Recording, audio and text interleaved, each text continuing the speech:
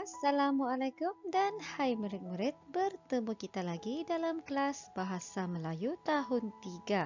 Tajuk kita pada hari ini ialah Pembeli Bijak dan aktiviti kita adalah membina ayat tunggal dan ayat majmuk serta mengenal pasti ayat tunggal dan ayat majmuk.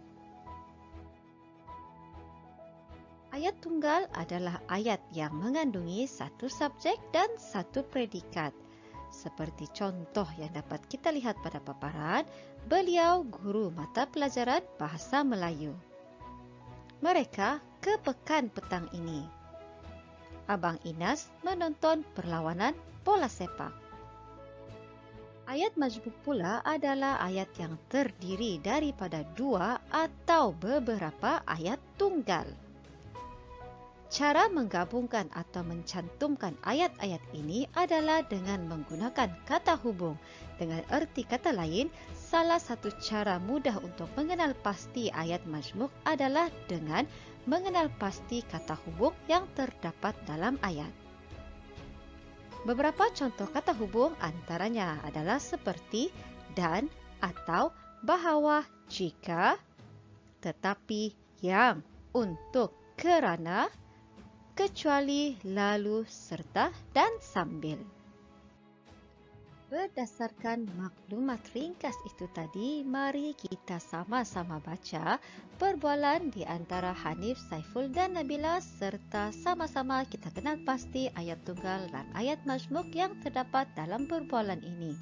Hanif, Nabila dan Saiful ke kedai buku ABC. Saya hendak membeli pen itu. Harga pen itu RM5 Malaysia sebatang. Kedua-dua ayat ini adalah ayat tunggal. Saya juga hendak membeli pen yang berharga RM5 Malaysia sebatang. Ayat ini pula adalah ayat majmuk. Dalam ayat ini terdapat kata hubung yang. Kalau kamu membeli 3 batang pen itu, harganya RM9 Malaysia. Harga sebatang pen itu akan menjadi lebih murah, iaitu RM3 Malaysia sebatang. Saya hendak membeli sebatang pen. Ini juga adalah ayat tunggal.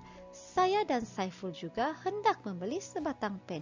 Ini merupakan ayat majmuk. Terdapat kata hubung dan dalam ayat tersebut. Kalau begitu, kita berkongsilah kerana harganya akan lebih murah. Ini juga adalah ayat majmuk kerana terdapat kata hubung kerana dalam ayat tersebut. Ya, kita sudah dapat menjimatkan RM2 seorang untuk sebatang pen. Ini juga adalah ayat majmuk. Terdapat kata hubung untuk di dalam ayat tersebut.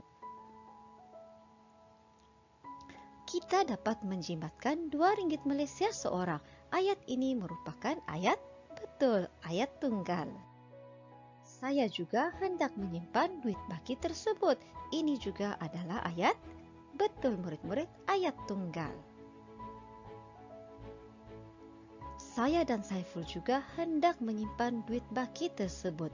Dalam ayat ini terdapat kata hubung dan oleh itu ayat ini adalah ayat majmuk. Kita teruskan aktiviti kita dengan mengenal pasti 3 ayat tunggal dan 3 ayat majmuk yang terdapat dalam petikan jimatkan air di bilik mandi. Murid-murid sila bersedia dengan buku aktiviti masing-masing iaitu pada halaman 91. Cikgu sediakan juga contoh kata hubung untuk memudahkan kita mengenal pasti ayat majmuk yang terdapat dalam petikan ini. Mari kita baca bersama-sama. Biasanya kita menggosok gigi sebanyak 2 kali sehari dengan purata 3 minit pada setiap kali. Ayat ini merupakan ayat betul, ayat majmuk. Terdapat kata hubung dengan di dalam ayat ini. Jika kita membiarkan pili paip terbuka, kita telah membazirkan lebih kurang 5 liter air seminit. Ayat ini juga merupakan ayat majmuk kerana terdapat kata hubung jika di dalam ayat tersebut. Hal ini bermakna lebih kurang 11.000 liter air setahun untuk seorang. Ayat ini juga merupakan ayat majmuk. Kata hubung yang terdapat dalam ayat ini ialah kata hubung untuk.